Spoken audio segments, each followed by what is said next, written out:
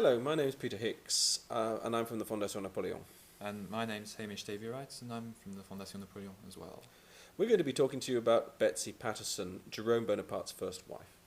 So on the 24th of December 1803, Betsy and Jerome were married in Baltimore during one of Jerome's stay in the States when he was just 19. They were married by the Catholic Bishop John Carroll, and it was, according to all who were present, a legal affair. However, doubts were expressed. Yes, so already the French consul in the United States, Pichon, had professed certain reservations regarding the event, and obviously, as it would come to pass, Napoleon wasn't to prove particularly impressed by the event either. Yes, in so much so that he in fact sent word to made the Council of State pass two decrees, one forbidding the French clerks to register Jerome's marriage, and secondly declaring that the marriage was null. Any children issuing from the marriage would therefore be illegitimate. The couple then tried to come back to France.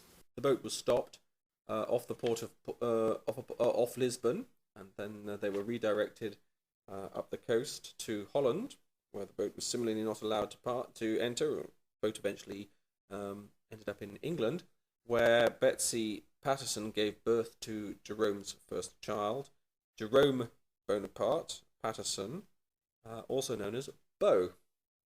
Jerome Senior, as it were, returned to France when Napoleon informed him that the marriage was off and that it was time to leave Betsy.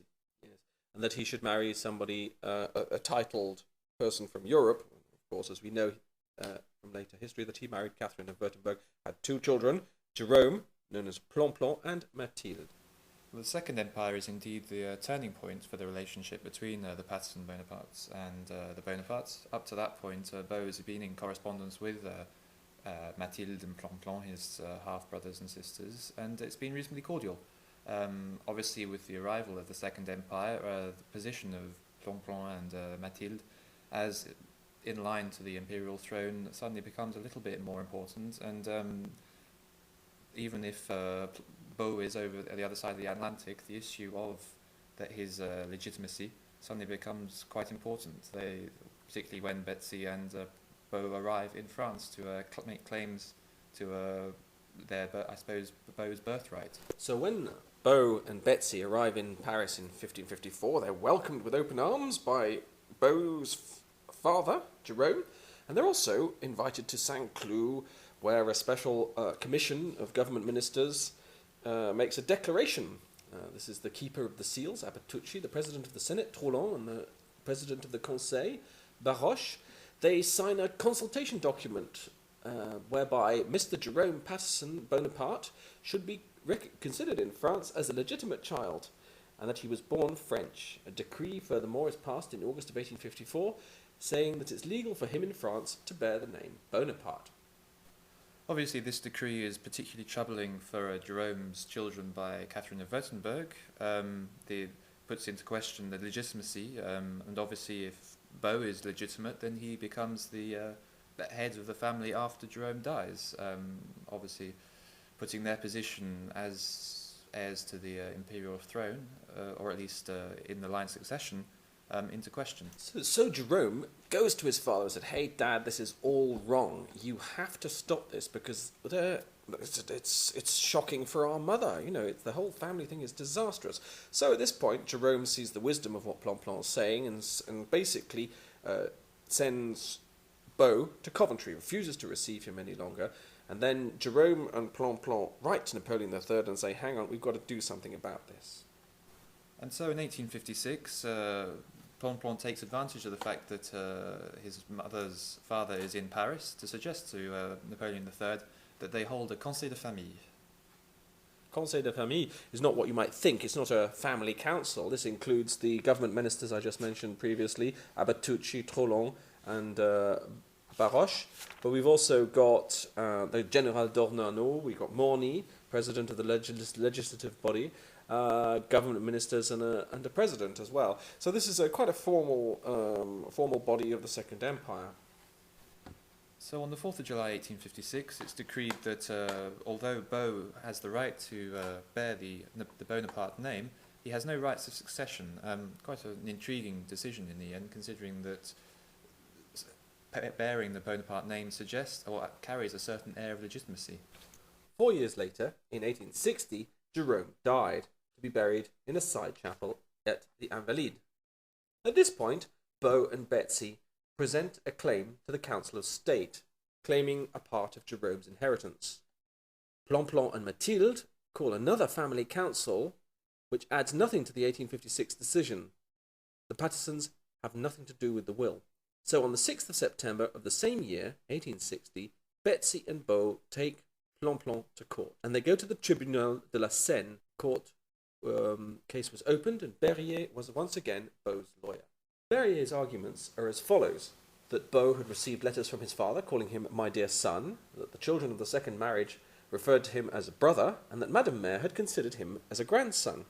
But the tribunal concluded that the Pattersons' marriage was null and restated the plaintiff's illegitimacy.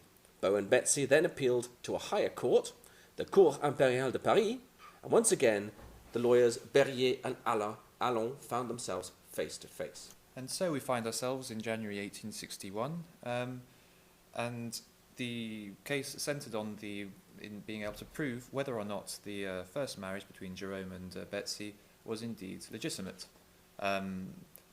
Obviously, the procureur for the case argued that the marriage was indeed had been annulled by Napoleon, and it was based purely on the fact that Madame Mère had expressed her disagreement for the marriage. So in order to get married, the agreement of the parents was required, and the mother and the father usually had a year to express their disagreement to any sort of marriage. The procureur for the case argued that it was not so much from the date of the marriage, or from the date of the wedding ceremony, but rather the date that the mother and father learnt of the wedding. This would prove to be particularly important in Beau's case, and the procureur goes to great pains to demonstrate that Madame Mère expressed her disagreement to this marriage in the allotted time. Indeed, that we have Pichon's letters in January and February of 1804, which arrived, we believe, in France around about June 1804, which basically gives her the year until June 1805 to express any disagreement to the marriage. And so on the 22nd of February 1805, Madame Mère raises her objection to the marriage, and this leads to the decree on the 2nd of March in 1805 declaring that the marriage has been annulled. This proves to be evidence enough for the court, and Beau's and Betsy's case is non-suited. Betsy and Beau, of course, appeal in the March of the same year, but receive the same result. In the end, the real reason for the decision, however, was the dynastic consequences of finding in favour of Beau, something which Beau and Betsy could probably have worked out for themselves. Beau could not be recognised the legitimate son of King Jerome by a French tribunal. He would have become the heir apparent to Napoleon III should the Prince Imperial die, since he was the eldest of the cousins of Napoleon III. The decision of the court surprised no one. She died in 1879, aged 94, and she's buried in Greenmount Cemetery. Beau died earlier in 1870 from throat cancer. He never again saw his eldest son, young Jerome, who stayed in Europe. Young Jerome fought in the French army in Italy in 1859 and 1860, and on his return to Paris he was referred to as Prince Jerome, much to Plan's annoyance. He received a pension from Napoleon III, and after the siege of Paris in 1870, he returned to the US to marry Mrs. Newbolt Edgar, born Caroline Leroy Appleton, who gave birth to a boy and a girl. What emerges from all this is the extraordinary tenacity of Betsy Patterson. We found two remarkable quotations, one from Betsy's father and one from Betsy herself. Betsy's father noted about his daughter, "The conduct of my daughter Betsy has through life been so disobedient that in no instance has she ever consulted my opinion or feelings. Indeed, she has caused me more anxiety and trouble than all my other children put together. Her folly and misconduct have occasioned me a train of experience that, first to last, has cost me much money."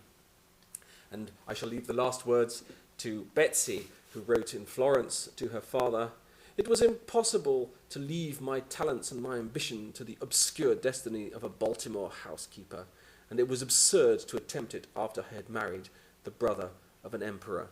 Surely these words sum up the whole of this extraordinary career of Betsy Patterson and her son, Beau.